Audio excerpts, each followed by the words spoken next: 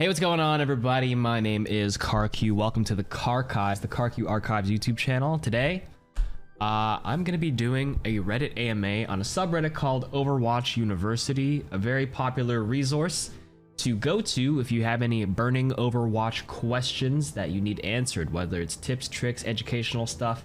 I'll let the questions build up and start answering around 5 or 6 p.m. It's already 6:30 and I haven't answered anything yet. Oops. Oh my god, first question.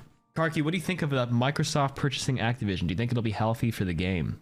Yes. Also, how deep should I answer? I guess I can answer these however deep, simple, or as complex as I want. I suppose, right? This is me. I think a change in corporate structure was necessary, and this giant acquisition is a step in the right direction. Is my grammar correct? I wrote was as past tense. Excited to see what, what's the CEO of Microsoft's name? Spencer, Phil Spencer, right? Something like that. Something Spencer. Phil Spencer, not Bill Gates, has planned. I've heard rumors that he's letting developers maintain creative freedom and agency in their work, so I hope he keeps his word. Something like that. Does that sound right? Do I sound smarter than I portray myself on stream? Hopefully the answer is yes. Smart mode activated. Which players have you worked with that were most knowledgeable about the heroes? Okay, before I answer this, chat, whoever has watched my one tip series, who do you think, amongst the videos you've seen, who do you guys think was actually the smartest and most knowledgeable about their heroes? And then I'll give you my answer. Definitely not the ones you did so. Fitzy, Wanted, ML7. This one's kind of tough to answer because the players that were most knowledgeable were the hardcore one tricks. That being, like, ML7 plays a variety of support heroes. The hardcore one tricks knew the ins and outs of everything about their hero, which was quite surprising. Dante, I think Dante was good, but like, he's so talented that he wasn't able to put it in words, or at least show me that he knew it. He probably just wasn't able to articulate it. This is a tough question because some of the players who I believed to be the most knowledgeable weren't always the best at expressing or articulating their knowledge. A lot of times they'd be like, I don't know, just shoot them, I just kill them. For example, I remember a couple of Widow ones, like, oh, I don't know about this, just kill them. I just kill them. Like, a lot of them are just so naturally talented that they don't really have anything in particular in a 1v1 matchup. Just shoot them in the head. Off the top of my head, Bastion main was pretty good. Fitzy was pretty good. There were some where we're like, we don't know what to say for this. I'm trying to think of guests that didn't have a problem coming up with really obscure stuff in very weird individual 1v1 matchups. Jake was actually pretty good. And yeah, that was actually a good one. If I get to the question where they ask how the process is, some of you guys don't know. What ends up happening is I speak to them. I try to have them fill out in point form notes what they think to be some tips for a certain hero, and then we hop into a call for a couple of hours and just brainstorm, go back and forth, and try to come up with stuff. A lot of times when I give them the form, there's a lot of blanks, and I say, don't worry about leaving blanks because we'll go through it together. This is what I've been doing in the more recent years, but back then we'd both go through it like empty document, and then we'd actually sit there for like 3, 4, 5 hours to like fill it out. But I realized a lot of people just don't like being in a call for 4 fucking hours, 5 hours with me. Who wants to spend 5 hours in a call with me? You know, not too many people, I'll be honest with you. So that's why in more recent times, I give them the document ahead of time and I'm like, fill it out on your own time so we don't have to spend as much time talking to each other. Because people got things to do, you know? But yeah, okay. I'll answer that question. Those two stand out for sure. I'm sure there are other ones, but man, I've been doing this for like 5 years. My memory just eludes me now. The better question would be, what were some that took the longest to make? And I can answer, if somebody wrote that, I can answer that. Umari was there when I did it with Calvin. It was 12 hours with Calvin. Jooms was probably the longest with Widow. We probably spent 18 hours in a call in 2017 doing this. That's probably surprising to a lot of people. These days, it's like 2-3 hours tops. It was 18 hours. We did 3 6-hour calls across 3 days. We were brainstorming, but we're also just talking, kind of shooting the but you know, it was a bit of everything. Bit of brainstorming, bit of going into the game to test some stuff out. This is when the game was still really early. It was 18 hours. I mean, that video has like 1.5 million views. I'm pretty happy with how it all turned out. The time was definitely not wasted. I enjoyed spending a lot of that time with, like, you know, people in different walks of life, different talented players. So it's been a pretty fun adventure in that regard. What has been your favorite meta in all the years Overwatch has been out? I forgot what meta it was. I actually really enjoyed, when was Ana the most meta? I'm trying to remember now. It was probably early ages, whatever season 3 to 7 was. Probably Beyblade back in season 2 when Ana was still dealing 80 damage per shot. KarQ, if you could revert any patch ever add to the game, including introductions of heroes, which patch would I choose? Probably release date of Brig. Okay, next question. Hey KarQ, I love the videos, man. I actually have 2 questions for you. What makes Overwatch special to you? I've been playing it for years and always find myself coming back to it. Just curious what it is of the game that stands out for you and keeps you engaged. How are you finding the main tank experience? Jesus. Some of you guys don't know, I tried main tanking duo with Flats while he was on support, maybe 2 months ago. Quite the adventure. Main tank is a different game by far. Holy crap. What makes Overwatch special to you? I've played a ton of FPS games in my life, and I'm more drawn to the fast aerial movement style. This is the reason why games like Halo 3, Apex, and Overwatch are amongst my favorite shooters, as opposed, what do you call those shooters that are like very like statically, like real Call of Duty? I mean, before Call of Duty got really wacky, like Battlefield, the real war style. What do you call those? Are they called run and gunners? Oh, these are called tactical shooters. Oh my God, yes, that's right. AKA tactical shooters are amongst my favorites, as opposed to the realistic style shooters like COD, Battlefield, etc. How are you finding the main tank experience? Main tank is a completely different game than main support. Different set of skills, in my opinion. Okay, boom. Okay, KarQ, how do you feel the content creator, educator, and coaching communities might change with the advent of Overwatch 2? Feel free to speak on just one or any of those, but I'm curious about thoughts from someone on the inside on if the expectations for educational content will change, or how you think things might go. Do you think the community would be able to shift more towards helping players review and understand their own gameplay, or does that seem too far out of reach? Laughing out loud. Lots of love. Okay. How do you feel about the community? I don't really think the communities is going to change by any stretch. It's just going to be a saturation of them, which is not necessarily a bad thing, but it's going to be a lot more people trying to make it. And how do I put these into words here?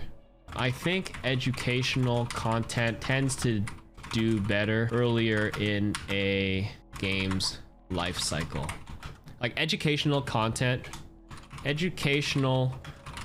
gets stale the longer a game is out, because it just gets saturated over the years.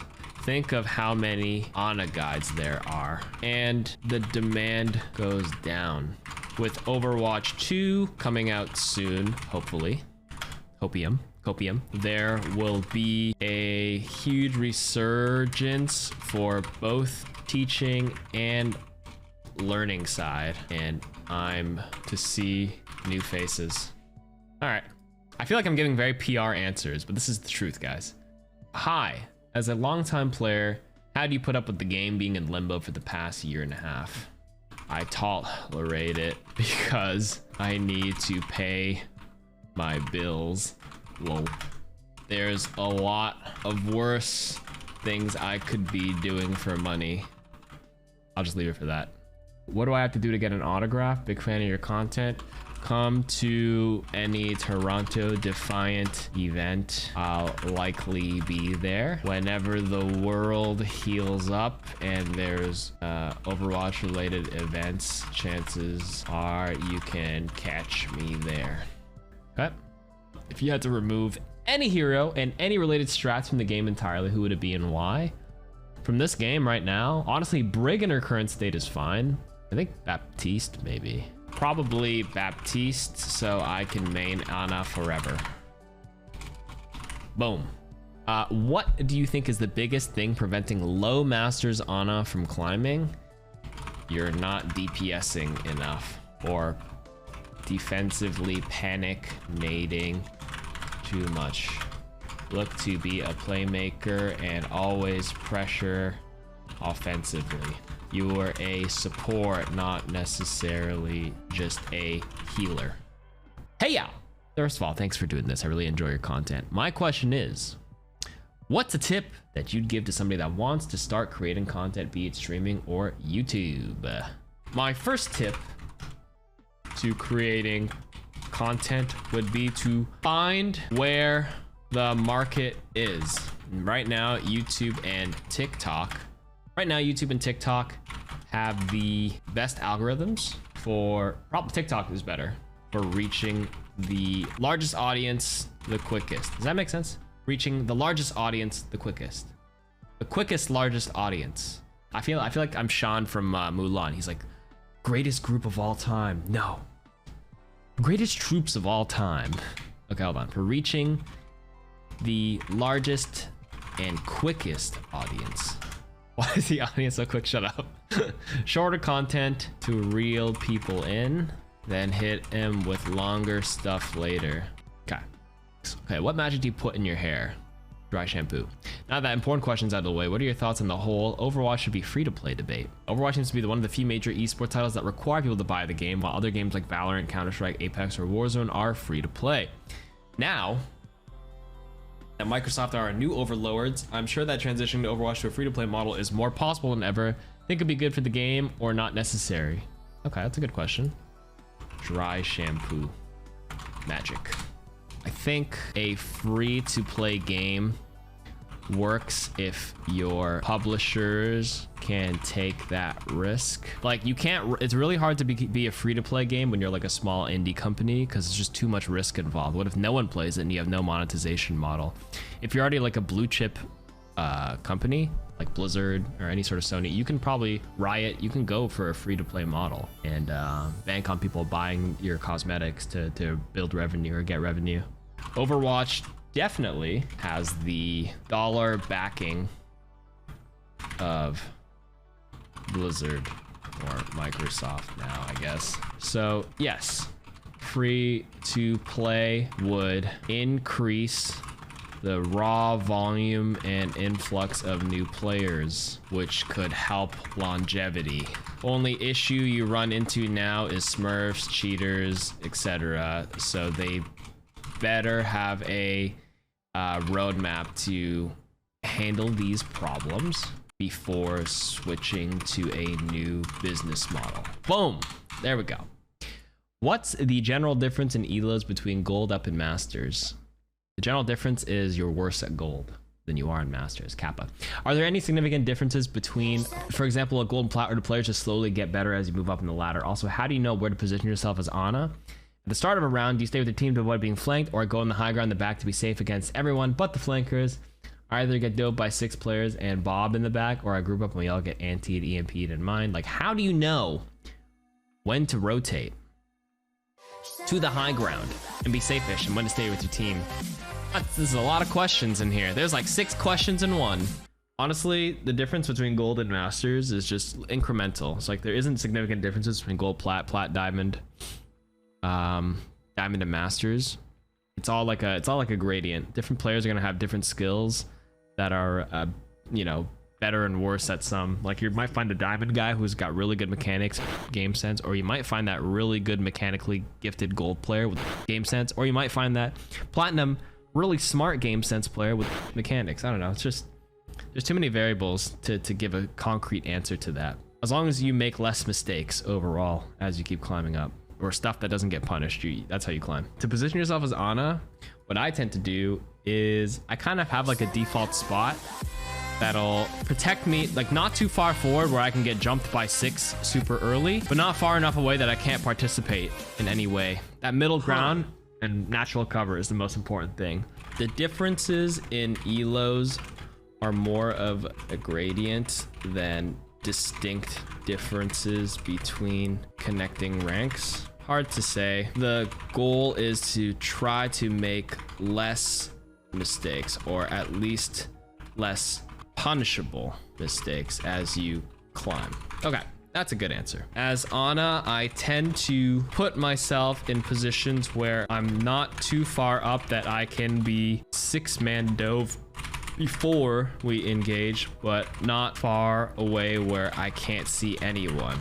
There's always a sweet middle ground where you have natural cover to support your team, but can keep sight lines on your teammates. Knowing when to rotate versus be safe-ish. I'm just kind of echoing what he says. When to rotate and be safe-ish is a skill in itself, and that depends game by game. So like, I can't tell you how do you know. You just know.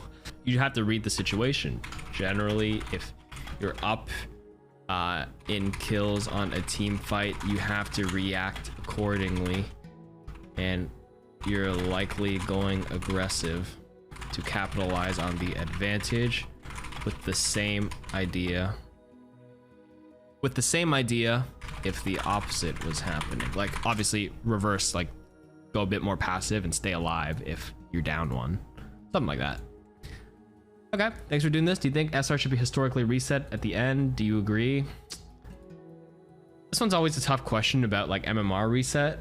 MMR reset's just gonna make the game awful for the first like few weeks as well. There's no winning to this argument, because yes, there are some people that are like a little bit boosted, purchased accounts, whatever, but then on the same vein, if you do a hard MMR reset, those first 3-4 weeks are going to be awful, because there's going to be a lot of people that are like at a lot lower rank than they actually are, and then there's people who haven't played in a while, and then they come back and they've been hard reset, but they're still much better than like the median, which is what, gold. There's no good answer for this, because people who firmly believe in MMR resets to weed out boosted players also forget that it's going to the legitimately good players at a much lower rank. Yeah, there was that time where like Owlplayer got put in gold. There was a time it accidentally happened, and Choi Hyobin, Owl player for SF Shock at the time, got put in a gold game. The first month after a hard reset would just be awful matchmaking. I think in Overwatch 2, I think I'll add that question. I think with Overwatch 2 and 5v5 there should be new game, new strats. Yeah, put that. So I'll make it simple for you and stop throwing. Kidding. Oh, it's Chemo. What's up? How do you think Overwatch setup of 1-3-2 would work with the current? I haven't, surprised they haven't. Not sure, to be honest with you. Hello, Chemo. Not sure, to be honest. I've seen the 1-3-2 pre or before roll block. Like I've seen the 1-3-2 where people naturally pick the 1-3-2 back in the day. I think it was fine, but it wasn't anything, you know, polarizing by any stretch. Hard to say if it would work with current Overwatch. Yep. Okay. Hey KarQ, how do you make sure your anti-nades don't get stolen by your teammates? When I play Ana or try to go for anti-nades, my teammates will just block like the nade at least half the time. I sometimes feel obligated to push in front of my tanks just to get the nade in. Clearly poor positioning play to do that, but I can't guarantee the nade if I don't. D:. Oh, and is it worth hiding from Sombra's EMP on Baptiste for emo and sacrifice a little upfront healing, assuming that your team doesn't have a defensive ult available in the upcoming engage? Thanks for doing this. To make sure your nades don't get stolen, I'll tend to try to max heal the first person in front of me first, and then I'll jump and try to throw it over them. If I don't throw it over them, then at least they're full health and the nade should phase through them. But it also comes with kind of your awareness and surroundings. You kind of have to just, it still happens to me where I nade them accidentally, but it won't connect with them if they're full HP now, remember? So probably something like that. And in terms of hiding for EMP on Baptiste, if you don't have another defensive ultimate, yeah, like Zen or whatever, then yes and no, depends. You don't, unless you really, if this Sombra is like really telegraphing when she's gonna do it, then sure, you can hide. But good Sombras know the threat of EMP itself is already really good because it's forcing people to hide. So you can't hide forever. If the Sombra's like, oh, this Bap's just hiding, I mean, I could just unstealth and just shoot people. And you're just going to be lowering people's HP and forcing you to come out as a Baptiste anyways. So it just depends on how the Sombra's playing more than anything. Okay, so let's answer it in written form here. As I try to full heal the person in front of me and then jump plus nade.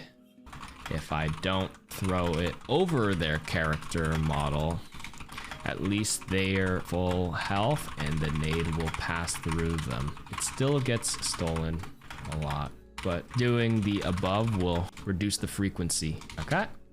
Oh, hiding as BAP without another defensive ultimate just depends on how the Sombra is playing.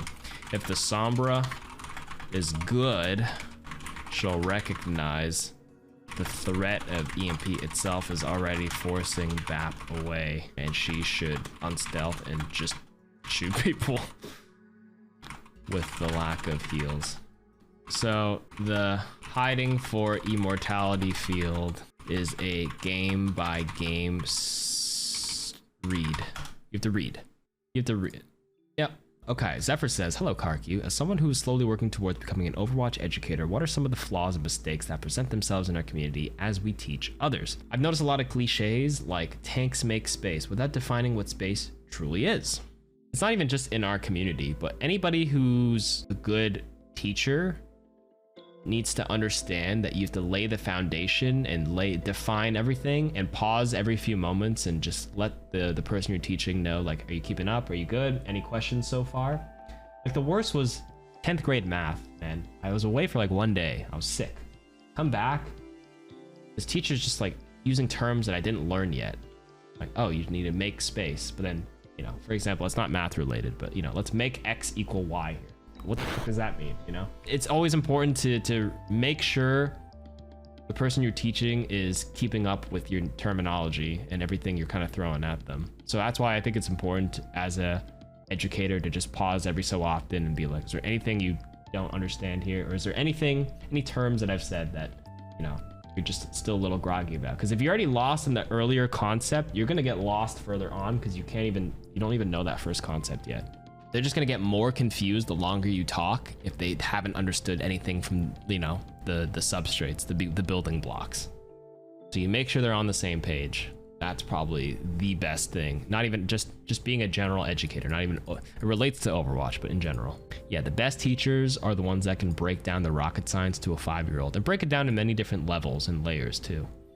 So this goes beyond Overwatch, but as an educator, you should always stop every so often and ensure the student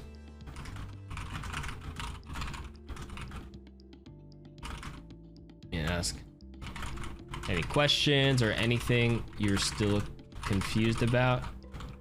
For example, if you never defined space but you assume they knew what that meant. Ensure they have the foundational terms down, they're just going to get more confused as you keep trying to teach them new concepts. Take a step back every so often to make sure they're on the same page. Did I repeat myself a little bit? A little bit redundant, but yeah.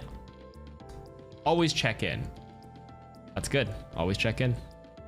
You can't make an assumption on what they know or don't know. And then sometimes if you assume they don't know, it sounds a bit condescending. Like, do you know what, you know, making spaces? It's not supposed to be in a condescending way. It's supposed to be just more of a, make sure I know what you know so we can, you know, advance from there. All right, that was pretty good. Well, thank you, Overwatch University, for doing this. I'll probably answer some more questions in this AMA post, which is going to be linked down in the description. But for now, these are the ones I answered on video. The rest will be answered on my own time. Catch you guys next time.